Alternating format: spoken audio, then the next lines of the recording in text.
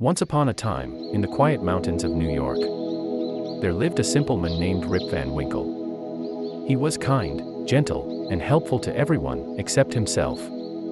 Rip loved to help his neighbors, play with children, and talk to old men in the village square.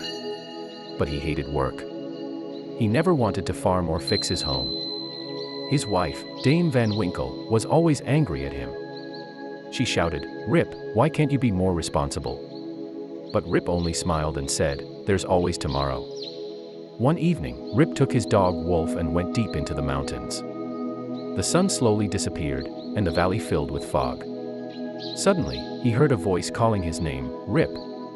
Rip Van Winkle. Out of the fog came strange men wearing old-fashioned clothes, carrying barrels of drink.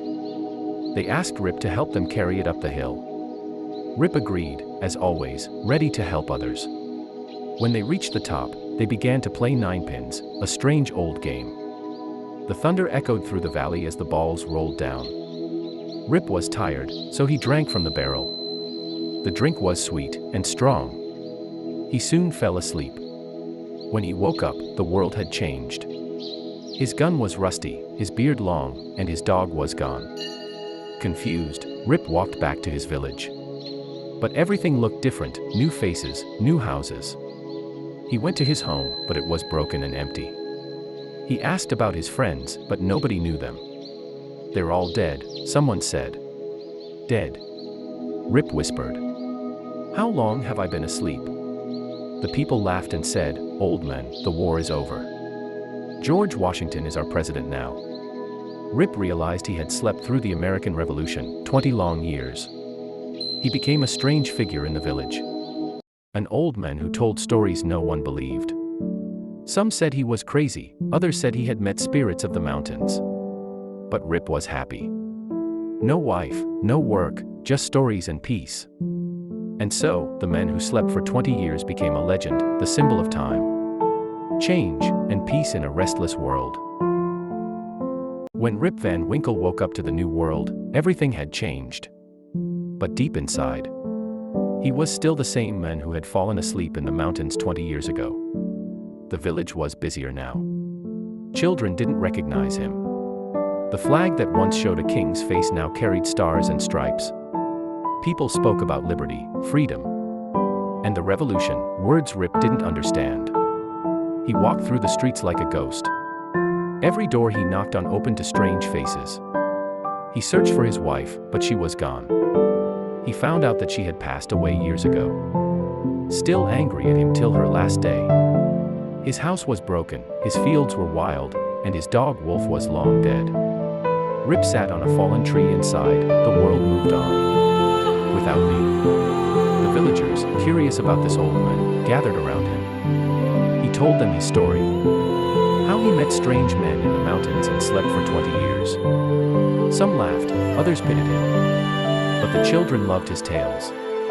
Every evening, they would sit by him to hear his mountain dreams. Rip slowly became part of the village again, not as a farmer or worker, but as a storyteller, a living memory of the old world. He would sit near the inn, pipe in hand, speaking softly of times before the revolution. Sometimes, he would walk up to the mountains again, hoping to see the spirits he once met. But they were gone, or perhaps, they never existed. Only the wind answered him now. Years passed, and Rip grew weaker. His beard turned white as snow, his eyes dimmed, but his smile never faded. He was at peace, because in a world that never stops changing, Rip had already seen what it means to lose time. One evening, as the sun set behind the mountains, Rip sat under the same tree where he had once slept. He looked at the sky, smiled, and whispered, "Maybe it's time to sleep again." And so, the man who had once slept for 20 years closed his eyes once more and never woke up again.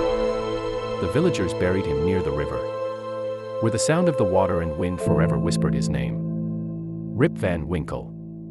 Years passed since Rip Van Winkle's second sleep. The village had changed again. Children who once listened to his stories had now grown up. Some had left for the city, some for the new world beyond the mountains. But they still remembered the old man by the river. the one who spoke of time, dreams, and forgotten places. Rip's little house near the woods was now covered with ivy. Inside, his pipe still rested by the window. Sometimes, villagers said they saw a dim light glowing there at night. As if Rip was still sitting by the fire, telling his stories to the wind. No one knew what really happened the night he went missing for the last time. Some said he simply walked into the forest and never came back.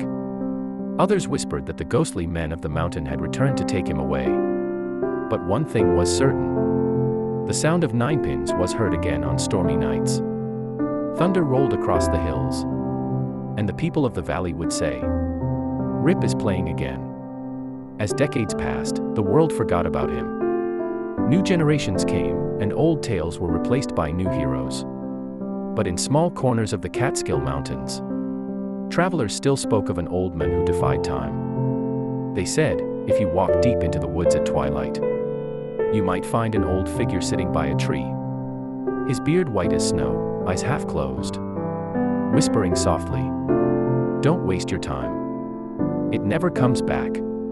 The mountain wind still carries his name. Rip. Rip Van Winkle. Sometimes the sound feels like thunder. Sometimes like a sigh. And maybe, just maybe, Rip never died.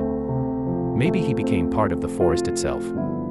A spirit watching over the valley, guarding the secret of lost years.